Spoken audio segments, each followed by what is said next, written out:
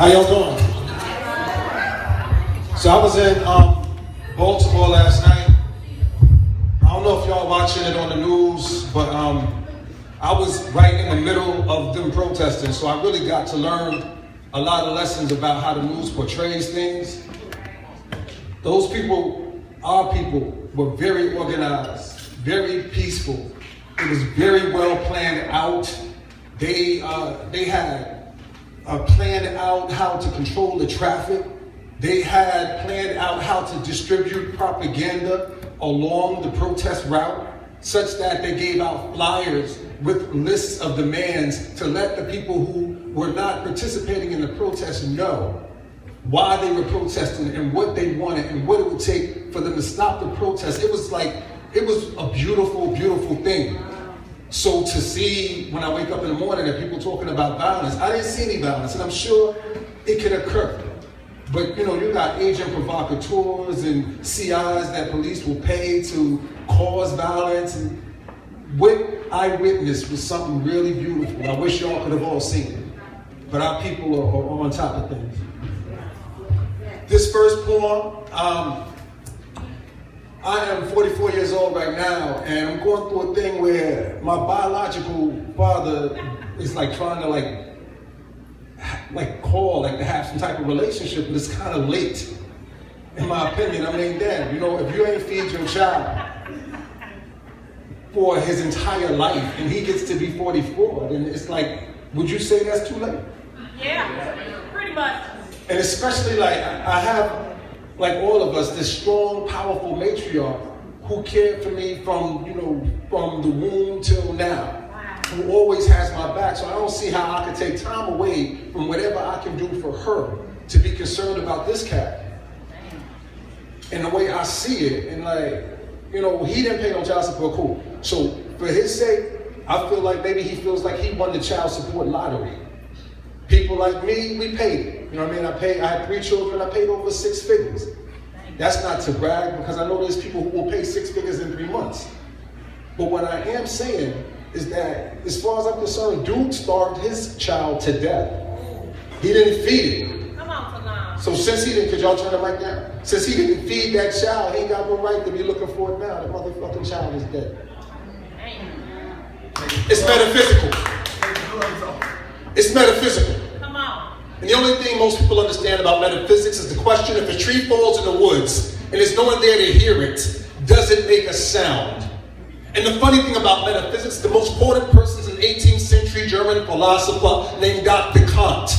And what's so funny about that is that there's people in our community who practice metaphysics without knowing it, and still their favorite word is Kant. And they have a similar question.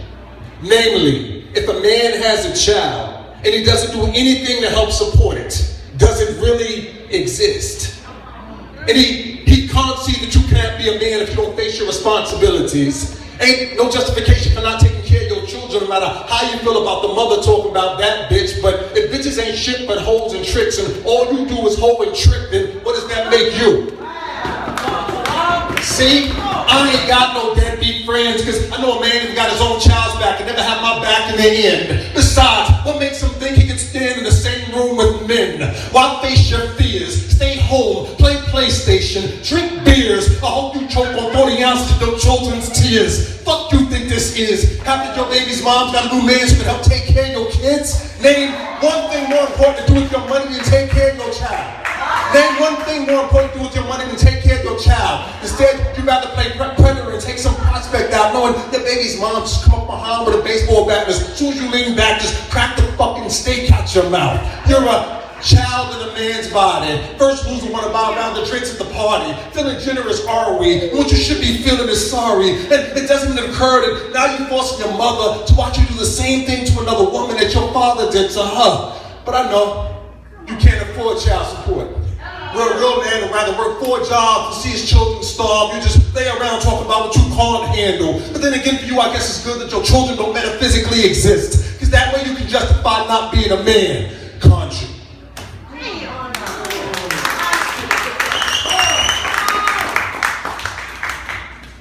How y'all doing? I didn't mean to come up here and start yelling at y'all or nothing like that. Y'all good? I'm gonna do like 30 seconds of something real mellow and shit, and then I'm gonna get back to it for the last beat. All right, check this out.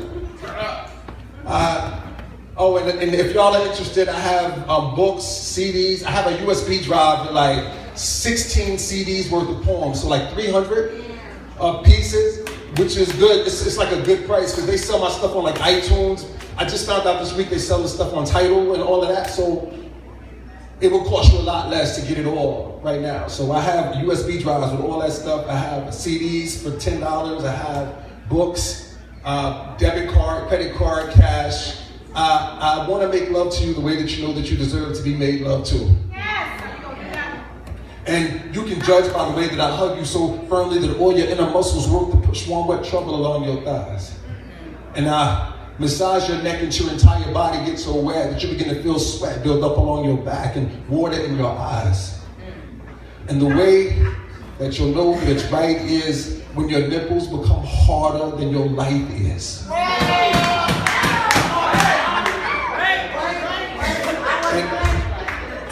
And your blouse comes undone, and we begin to transfer energy slowly back and forth between your breast and my tongue, and your knees get numb, and stomach muscles succumb, and you close your eyes like you ain't never closed them for no one, and ain't nothing wrong if you feel the urge to come while your pants are still on.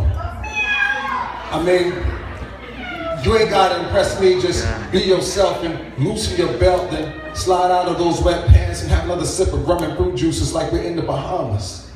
But the truth is, the creative $1,000 slam is the best place to be on earth right now. And after I undress and lay down, I'm going to whisper poems in your ear at frequencies so beautiful that only your clitoris could hear. If y'all want to hear the rest, get a copy of one of the CDs, and there's books over there too.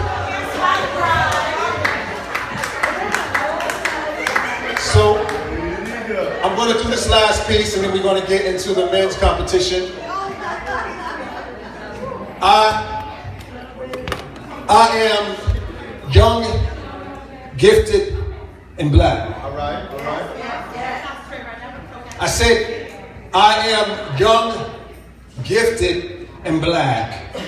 In any environment, I can adapt.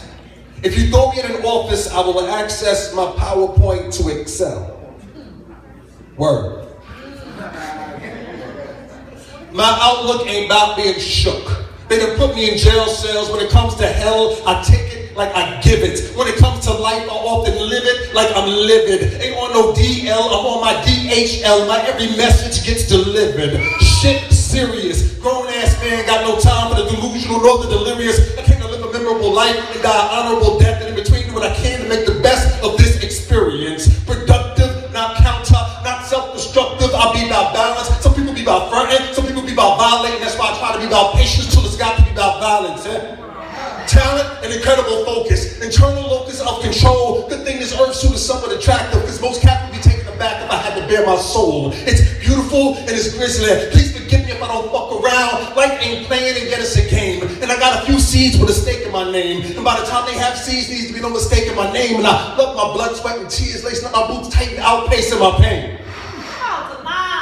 I am young, gifted, and black. And I can adapt to wherever you throw me at. My demographic means I have to be versatile. Work on ice grills, still be able to work a smile. Being 100% hood is virtually worthless now. Besides, there's too many rings up in this circus now. So whether it's that juke joint jumping or that corporate function, you can put me in a workshop all day or throw a black and a 40 in my hand and put me in a project always. And afterwards interview all the executives and all the dope boys. And I guarantee you they all say that wherever I choose to fit in, I lay like wallpaper. Air tight, body healthy, head right, stretching both out here at night. When I fall down, I begin again. I'll be my own life coach like, motherfucker, you better win in the end.